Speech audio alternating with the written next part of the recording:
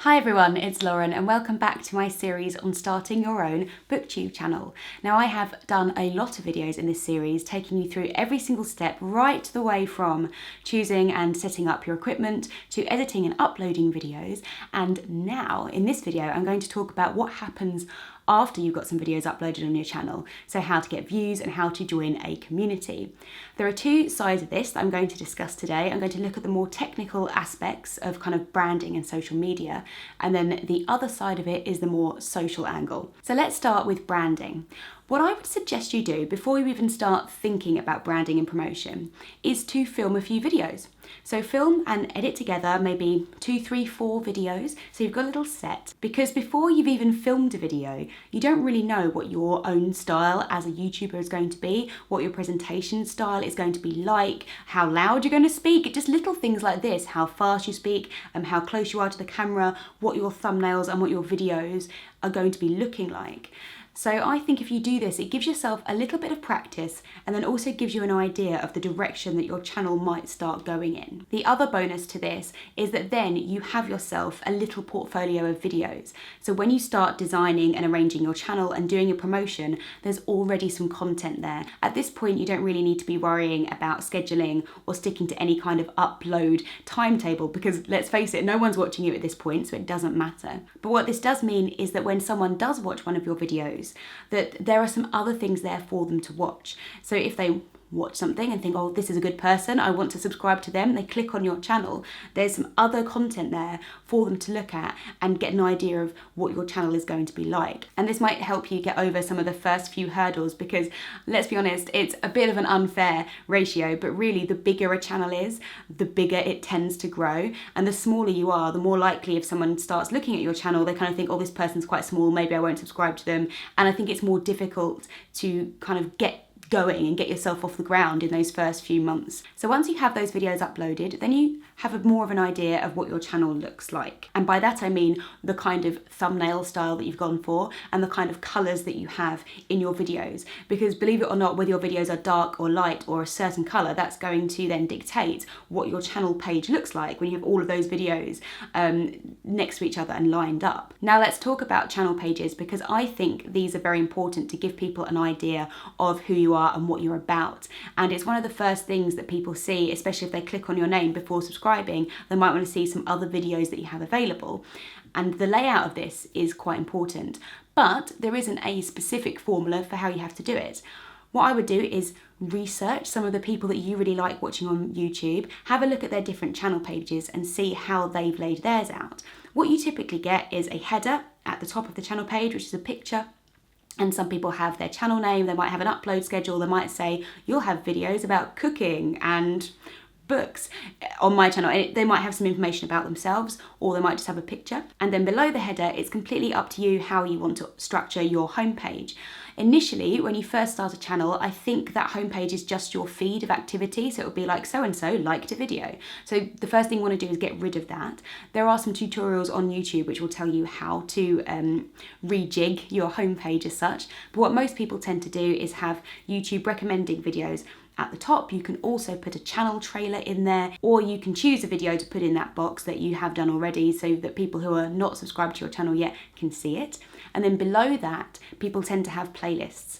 Playlists are a really important thing, I think, to give your channel a little bit of organisation and structure, and it allows viewers to really quickly see some other videos which are very similar to the one that they're already watching if there's a certain topic that they're interested in. So do some research there and have a think about what you want your channel to ultimately look like. When you're first starting out, you won't have that many videos and I doubt you'll have enough really to make proper playlists, but it's always nice to have an idea as to where you eventually want to be. A few more tips that I have for you just on branding. I would recommend that you are part of some kind of social media platform. It doesn't have to be Twitter if you don't like Twitter, for example, or Instagram if you don't have it, but I would have something there that you do like interacting with because it just makes it easier to cross-promote what you're doing and it allows any potential viewers of your YouTube channel to engage with you in different ways. A tip that I have here, which is something that I do not follow myself, is to have your Instagram, Twitter handle all exactly the same as your channel name. Now I don't have that because I wanted to use my personal Twitter and Instagram and continue to use them, but that is something I would advise really. I don't think it's really hurt me, but it certainly hasn't helped having different handles for each of the different things that I'm doing. In that vein, I would also advise that you really think about what your profile picture looks like. I think profile pictures are really difficult because you want to look nice in them, but you also want to look like yourself and you want to look recognisable. I think it can be quite difficult if you are following YouTubers, for example, and you know that you follow them on Twitter or Instagram, and then their profile picture is slightly different to how they kind of look in real life or look in their videos, you can forget who these people are.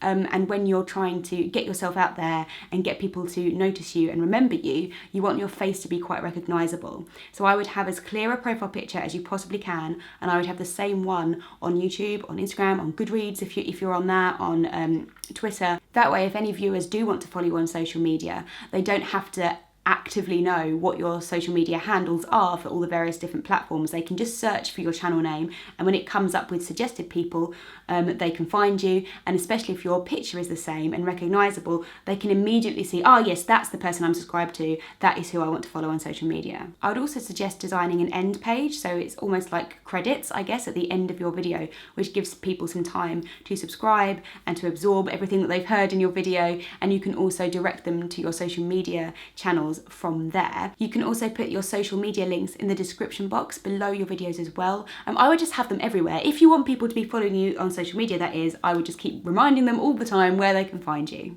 But I hear you cry, Lauren, I don't have any viewers yet because I haven't uploaded any videos yet, and I don't have a following on Twitter, so how on earth do I get people to see my videos?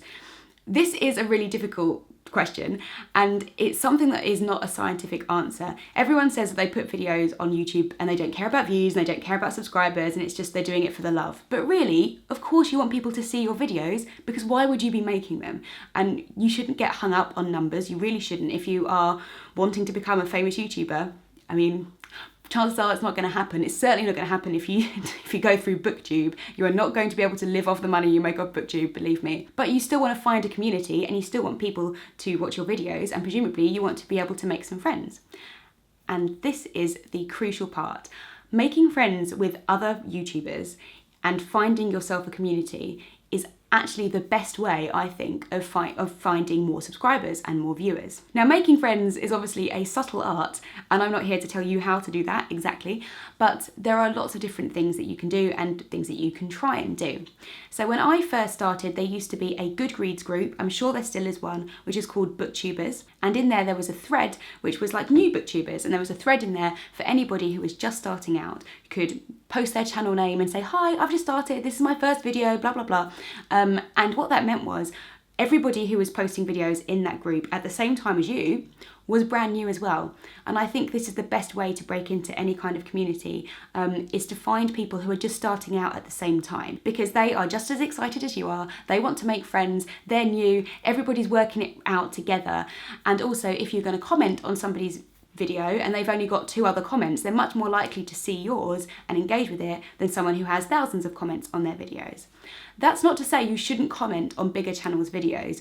I actually think one of the best ways to get to know people is honestly through YouTube comments. Most people, well, I certainly do, read all of their comments because we get notifications when people comment on our videos. And if you find someone who is interested in the same things as you are, and you find that you're clicking and regularly commenting, they're likely to click on you and see if you have a channel as well. So I think this is a very good way of building friendships. It's often quite organic in the way, as I said earlier, once you have a few subscribers, you tend to gain more. Once you make a few friends, they tend to introduce you to someone, and you just get into the community.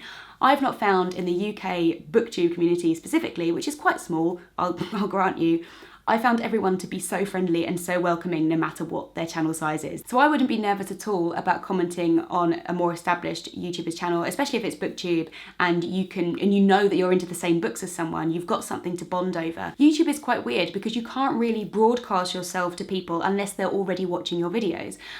So really the best way that you can get more viewers is to appear in somebody else's video, to do a collaboration with them, or to have somebody else who has a bit more of a following shout you out. I mean, like, these are things that do work if you want to gain a few more views and gain a few subscribers.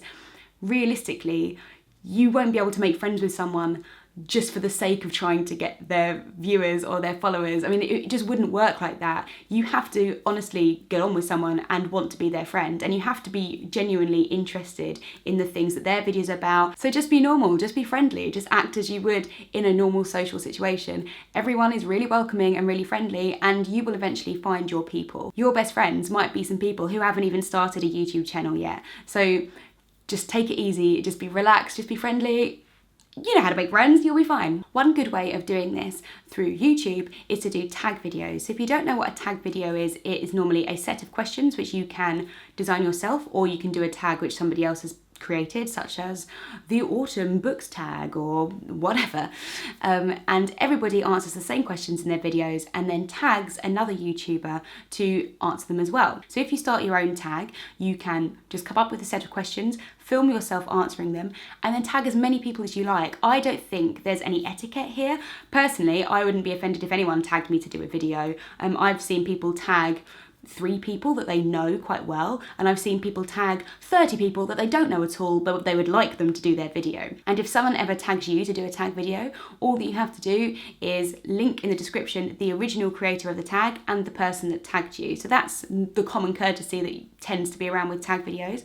And this is a fantastic way to get yourself known in the community, because lots of people will be watching your tag video, hopefully, if other people are doing it, and your video will be linked in their description box. It also gives you an opening and a cause to talk to some people that you might not usually. So for example, the way I found Lauren from Lauren and the Books, the way I found her channel is that she did my bookish beginnings tag.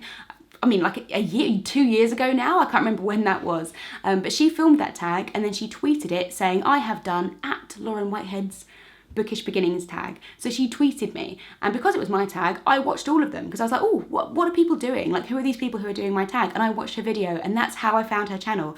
So it's such a simple thing. I hope that that was helpful and that it made some kind of coherent sense. I think everybody really would love a list of 10 things you have to do in order to get views and get more views on YouTube, but in reality, there is no formula for that.